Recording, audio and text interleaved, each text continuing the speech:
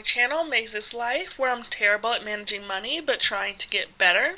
So, with today's video, I wanted to still follow up and go over my 2026 financial goals, but I wanted to make them SMART goals, so make them attainable and measurable. And by measuring them, I want to create a 2026 spending plan. I have created spending plans in the past. You can see here down below I've created a 2024 spending plan and a 2025 spending plan. Each year that I've made this spending plan, I have learned a lot about my finances, my habits, and then also how money works in general. So I'm hoping that 2026 is the exact same way, so that is why I'm creating the spending plan. So if you like this type of content, then please stick around, please like, please subscribe. You can also leave me a comment down below, but let's go ahead and get started.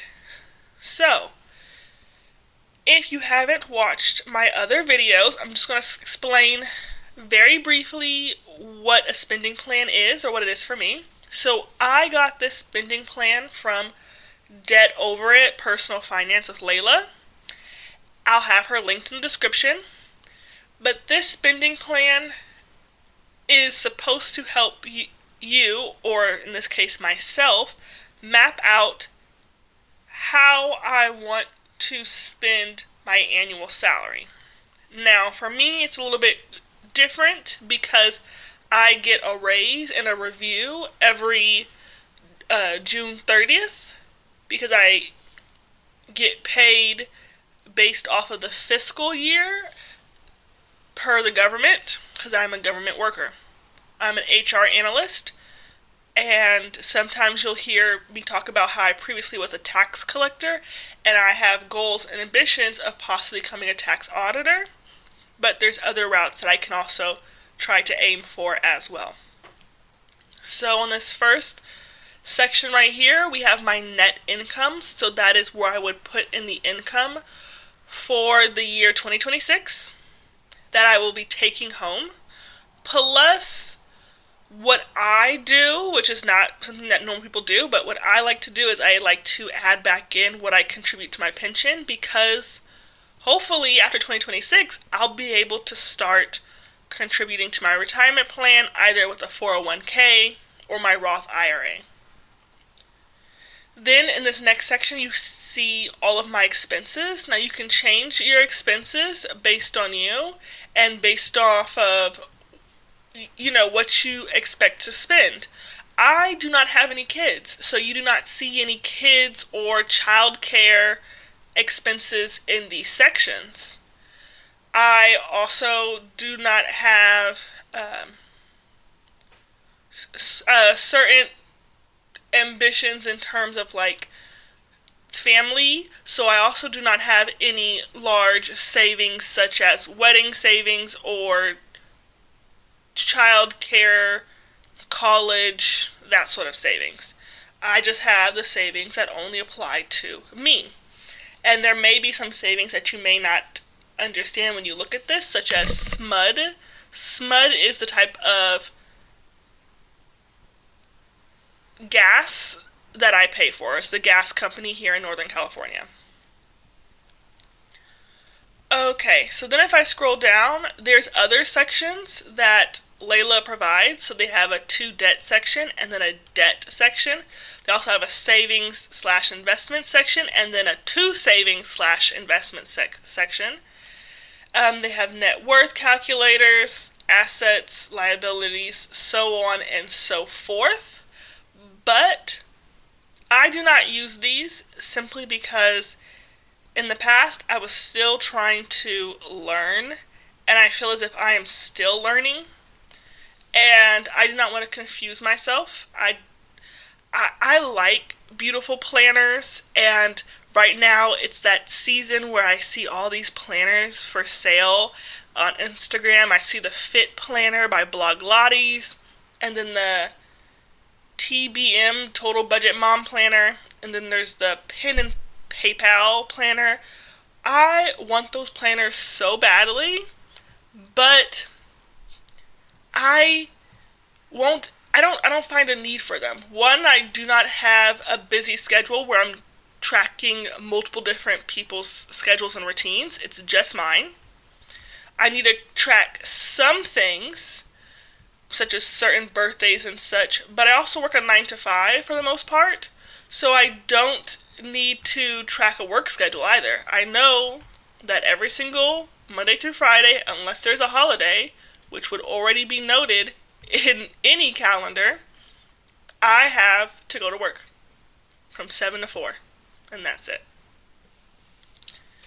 Okay, so let's start from the top. Let's go with my net income. So right now, I make my base salary plus the retirement pension contribution is $5,280.35 a month.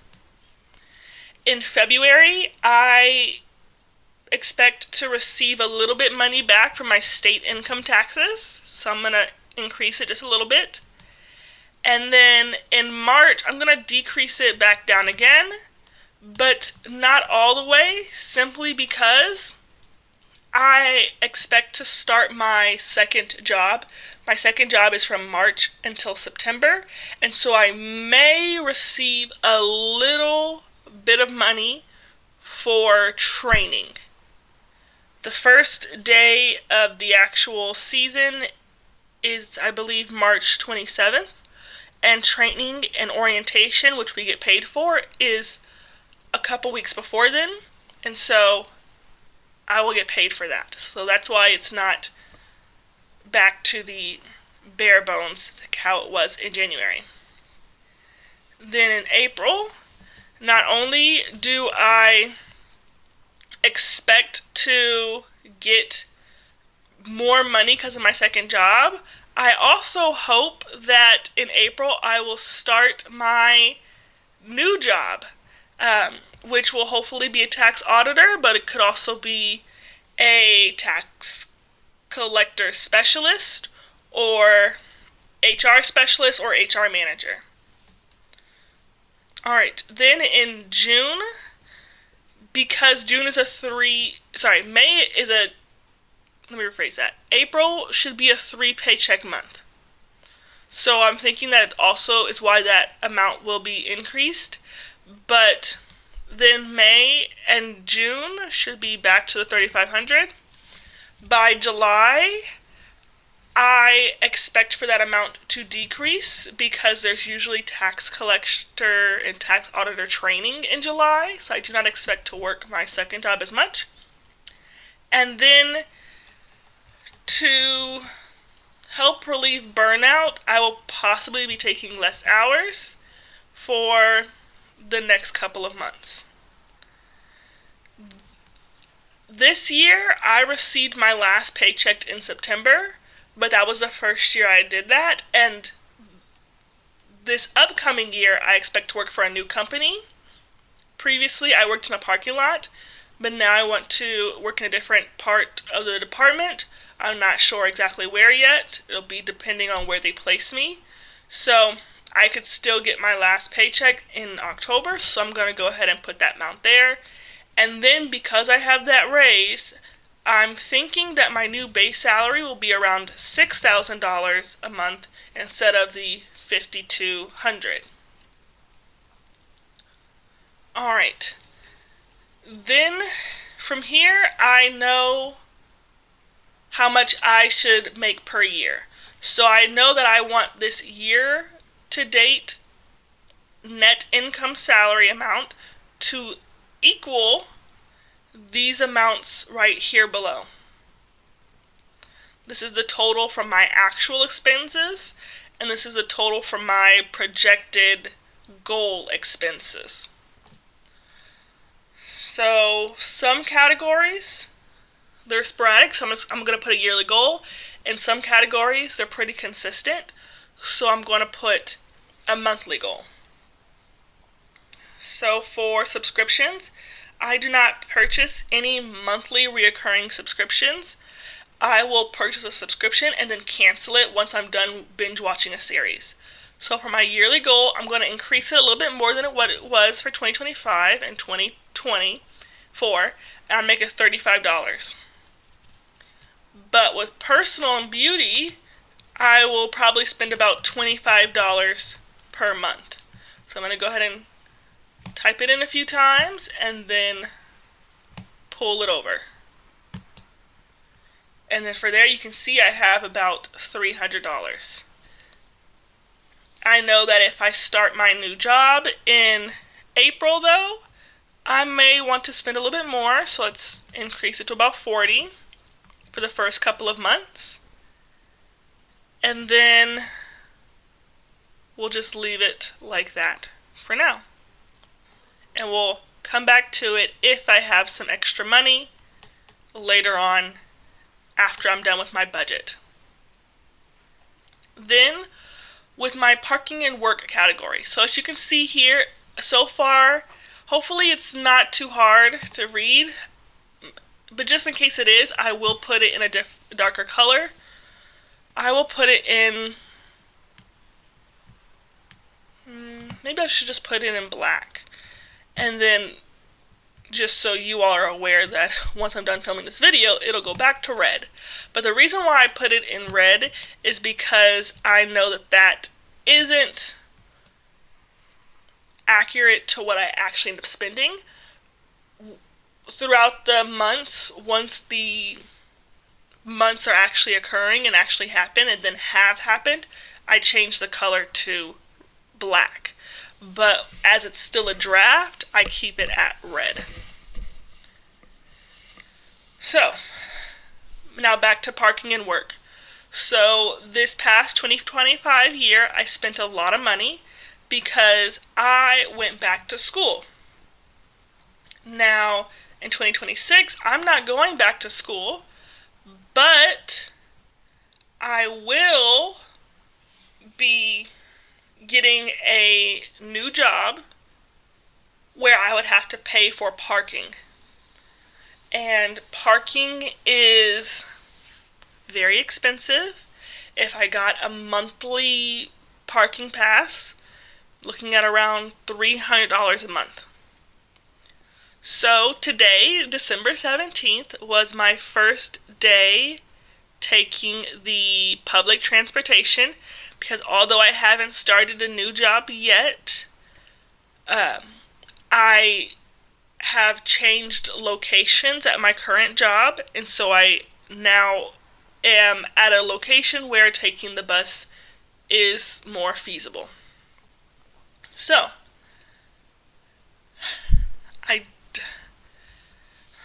let's see, taking the bus every day for one day is $5. Paying for a daily pass is cheaper than paying for a monthly pass, because I do not go into the office every single day. And more specifically, a daily pass is $7, but if I purchase a one-way ticket, it's only $2.55. So if I do that on the way there and the way back, it's even cheaper than a daily pass. I go into the office right now 4 days a week. So if there's 4.5 weeks in a month, let's say that's 9. 9 times 5. I want to say that's 54. Is that correct? Let me see. No, 9 times 5 is 45. Duh. Okay, so 45. So then, just rounding up, worst case scenario, sometimes it might be raining. It was actually raining today and I still took the bus. But sometimes I may have to drive in. So for instance, tomorrow, December 18th, I will have to drive in because I have to go to multiple different locations. So just for that, I'm going to put $100 in this category every single month. Because once I start the new job, if I start it as a tax collector, then I may not be able to take the bus because it's further away and I'd have to take multiple buses, and I don't know if I would want to do that. So let's say 100, and then when I start my new job, hopefully it's in April, this is fingers crossed,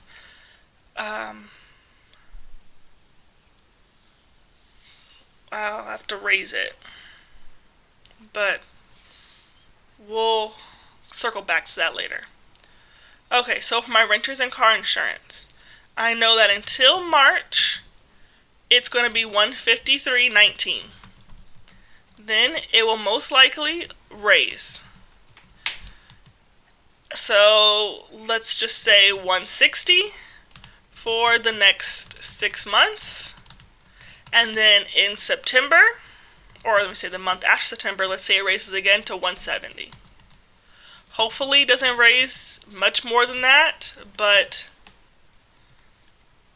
there's nothing I can do about it. So for my apartment and utilities, previously in past months, my parking utilities was always $223 a month. However, my security fee has dropped, so I do not know yet what the new amount will be, but just in case, I'm going to go ahead and put $220 because it only dropped $5. It may drop more than that, but just in case, we're going to put $220. Alright, then for my electricity bill, it fluctuates throughout the year, depending on if it's the wintertime or the summertime. And you can kind of see where I'm going with this. So I don't want to keep you along for every single field. I'm going to go ahead and fill in some of this, and then once I'm done, we can talk back afterwards.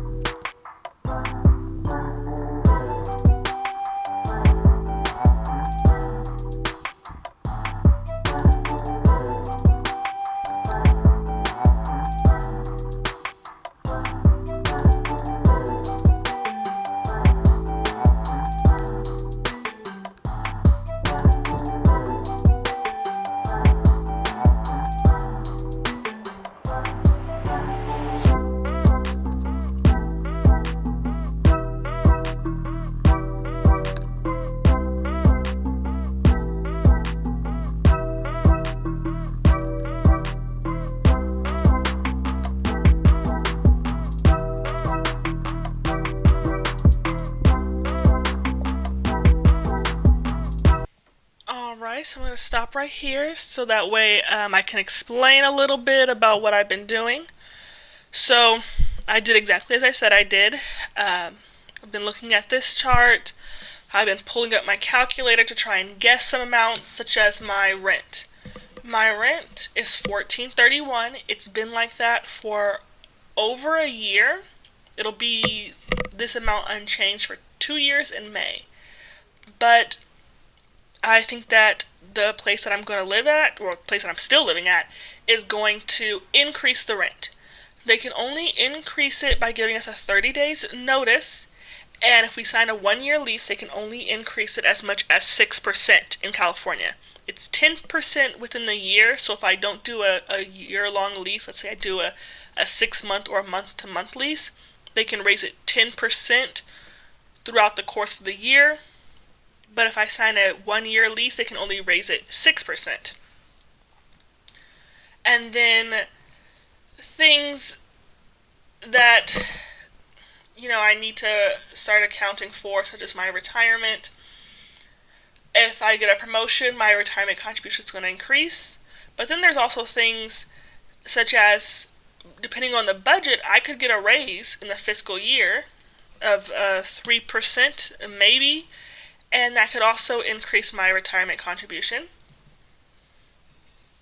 There are some months where you can see a large jump, such as in June of 2026. I put that I would like to purchase a new computer.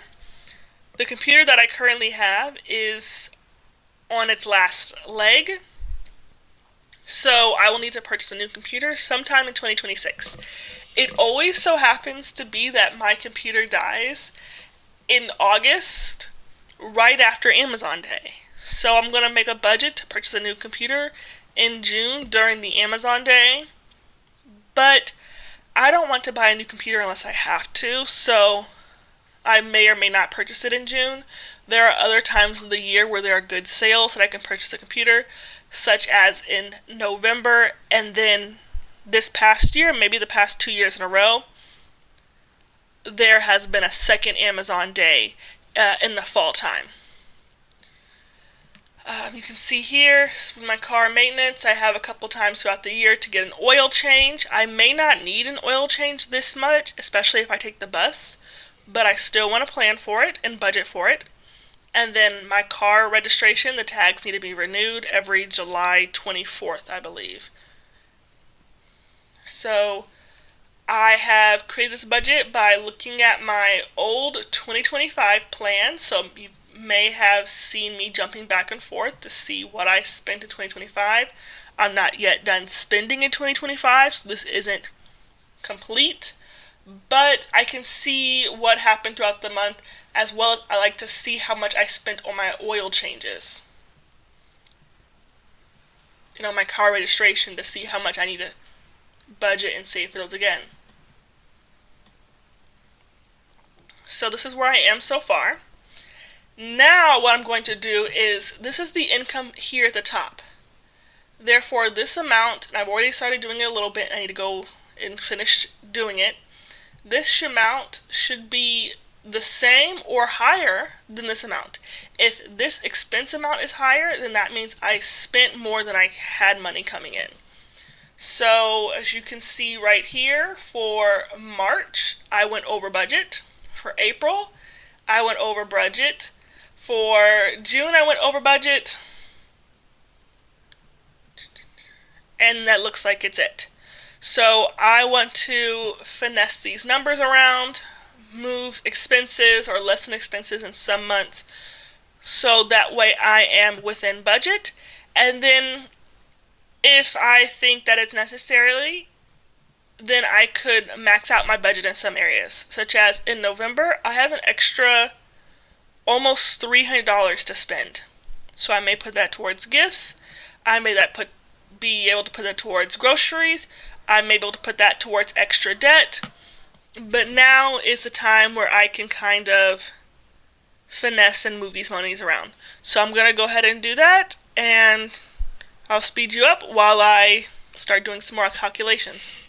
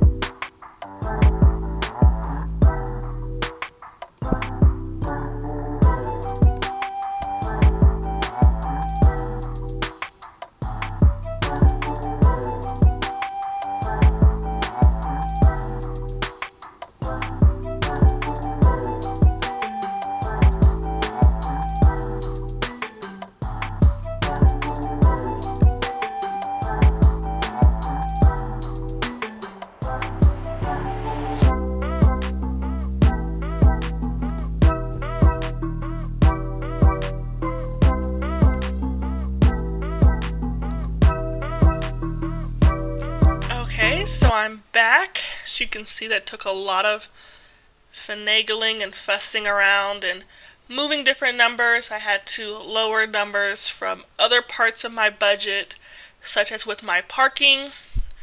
After I thought about it, I don't think I need $140 a month for work-related expenses. I did keep $140 for a couple months there, simply because I would be starting a new job, so maybe I would need some new outfits. Depending on what type of tax auditor I am, if that's the job I get promoted to, I may need to go into the field and go to actual businesses, and so I may need to purchase specific gear and just certain department agency branded clothing. So that's why I kept that amount there. But for the parking, if I take the transit, which is $5 for 9 times a month, that's $45. But if I were to park at a parking garage, that's $10 for $9 a month. That would be $90. So I just rounded up $100 just in case I need to come into the office an extra day that month or something were to happen. I did not want to increase. Sorry, you can hear the sirens in the background. As I said before, I live in a shady neighborhood. But I did not want to increase my income because my income was already kind of maxed out. My income is already hoping for the best. So I did not want to increase it anymore. Even though I could pick up extra hours at a second job, I do not want to be burnt out because I was burnt out last year, physically and mentally, and then the year before I was just burnt out physically. Alright, and then things I did not want to touch or alter were my renters and car insurance, my utilities, my phone bill. Those types of bills aren't going to change unless there's an increase in the fee that my utility company or my phone provider ends up charging me, which could happen. There was an increase in fee of a couple dollars into the 2025 year, but as of right now, I'm just going to keep it as is. And then, as you can see here, none of my expenses exceed or exactly meet my projected net income. So, for instances like that, I do have some wiggle room. And then, as you can see, my year-to-date projected net income salary, again, also accounting for that pension contribution, is more than my expenses totaled up for the year. So then what I would do on this side is I would go and I would take those amounts and I would just enter them here on this yearly goal. So they could change. They could stay the same because if you watch my videos, I do like to move money around, if you will, month to month, because I just think that it's easier for my brain and for my eyes. But I like to put these amounts right here, but round it up again, just because it's easier for my brain and easier for my eyes. And then I will be able to see, okay, throughout the year, I moved some money around. So 1 month I was not able, for instance, to put as much money into debt. Well, my yearly goal is to contribute $20,000 to debt. And I mentioned as an example, if I lower my debt by $20,000, I may need to put more than that because I have to account for interest. And so down here at the bottom I have my applied to interest section. But now I know that, okay, I was only able to put, let's say $18,000 towards debt that got applied to debt. So then I know that I may need to increase it in other months, and so on and so forth. So that's just why I like to use this tracker. Again, I will try and have it linked below in the description from Personal Finance Debt Over It with Layla. I'm going to link her YouTube channel, and from her channel you go to her website. It is free, but you do have to give her your email address. Alright, and just like that, this is my 2026 spending plan. This spending plan is going to help me, or at least try to help me accomplish my goals.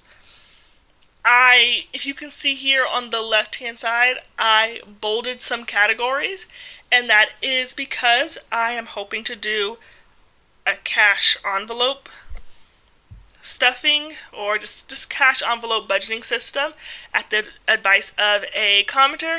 And then she also said to start small with just want expenses. So I chose these 6 expenses.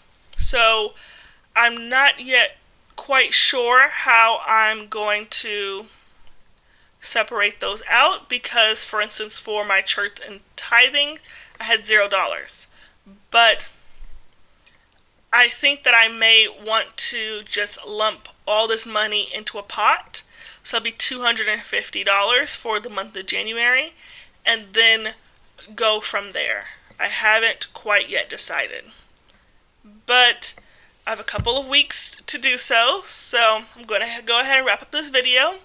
Thank you for following along. If you stayed to the end of the video, I'd love to have you join this journey with me. So hit subscribe, click the like, and leave a comment down below if you would like. My next video will be out tomorrow. It may be late just like this one, I'm so sorry. But if you have any advice for me whatsoever, please leave it down below, as I would greatly appreciate it. But other than that, thank you, and until then, thanks for watching, and I'll see you in the next video. Bye-bye.